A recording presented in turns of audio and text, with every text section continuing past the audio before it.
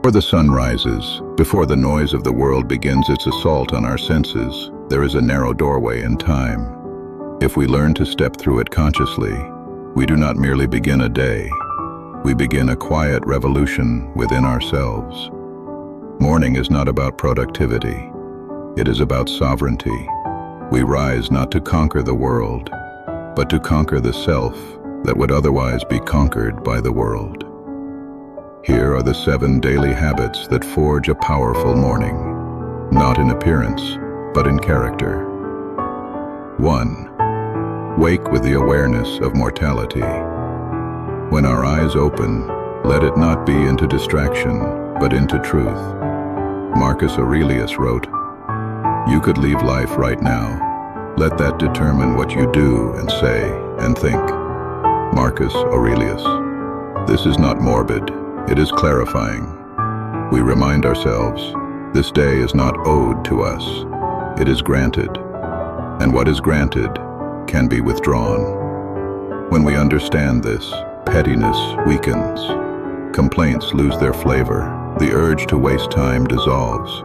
We rise with urgency, not frantic urgency, but sacred urgency. If this were our final morning, how would we stand? How would we speak? What would we refuse to tolerate from ourselves? Mortality sharpens intention.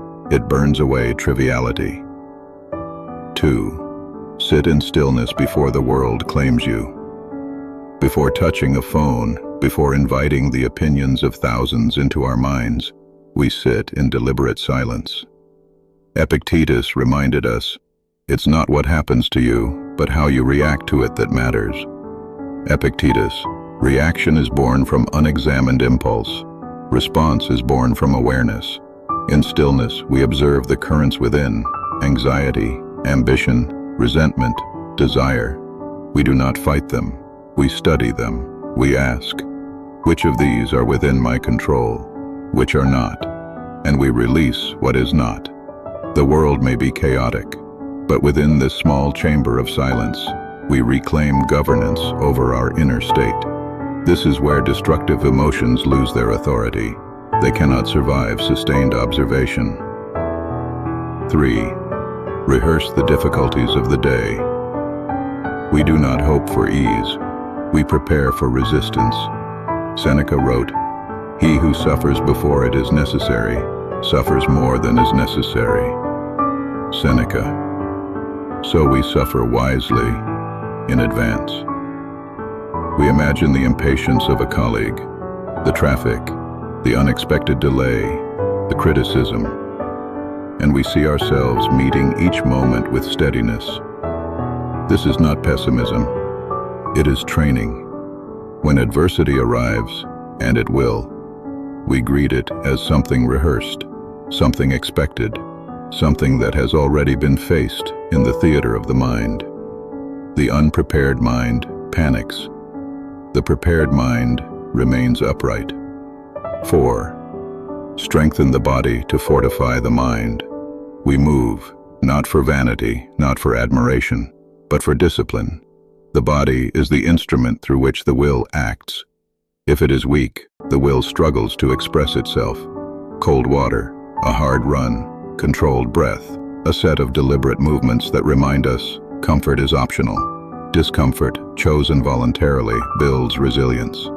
As modern philosopher William B. Irvine observes, voluntary hardship prepares us for involuntary hardship. We teach ourselves, each morning, I can endure.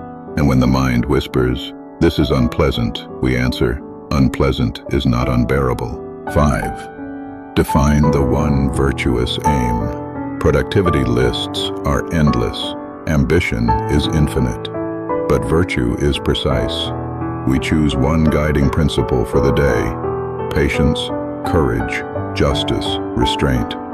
Marcus Aurelius reminded himself, just that you do the right thing, the rest doesn't matter. Marcus Aurelius.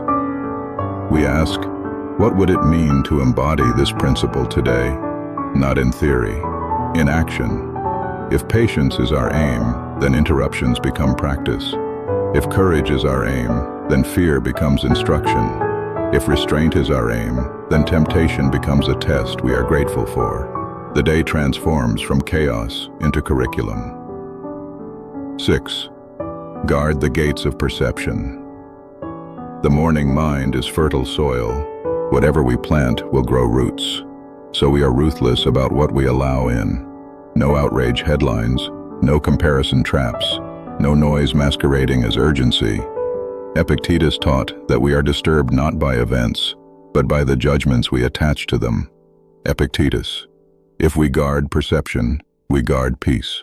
We remind ourselves the event is neutral. My interpretation gives it weight, and in that gap between event and interpretation, freedom lives. 7. Commit to serve something greater than the self. Finally, we lift our eyes beyond personal gain. Seneca wrote, "Wherever there is a human being, there is an opportunity for kindness." Seneca: power without service corrupts. Discipline without purpose hardens into arrogance. So we ask, whom can we serve today? A family member, a colleague, a stranger. We are not isolated fragments. We are threads in a larger fabric. When we act for the common good, destructive emotions lose their grip. Envy fades when we seek contribution. Anger softens when we remember shared humanity. Fear shrinks when the mission extends beyond our ego. The red thread. Each of these habits is not separate. They form a single movement. We remember death and choose to live deliberately. We cultivate stillness and regain control. We rehearse adversity and dissolve fear. We embrace discomfort and strengthen resolve. We choose virtue and gain direction. We guard perception and protect peace. We serve others and transcend ourselves. This is how we reclaim the morning. And when the morning is mastered, the day follows. We will still feel anger. We will still feel doubt. We are human, but we will not be ruled by them. As Marcus Aurelius wrote, "You have power over your mind, not outside events. Realize this, and you will find strength." Marcus Aurelius. Strength is not loud. It is steady. It is the quiet decision, made again each dawn, to govern the only empire that was ever truly ours, the inner one. Tomorrow morning, before the world awakens, we step through that narrow doorway again, and we rise, not just from sleep, but into mastery.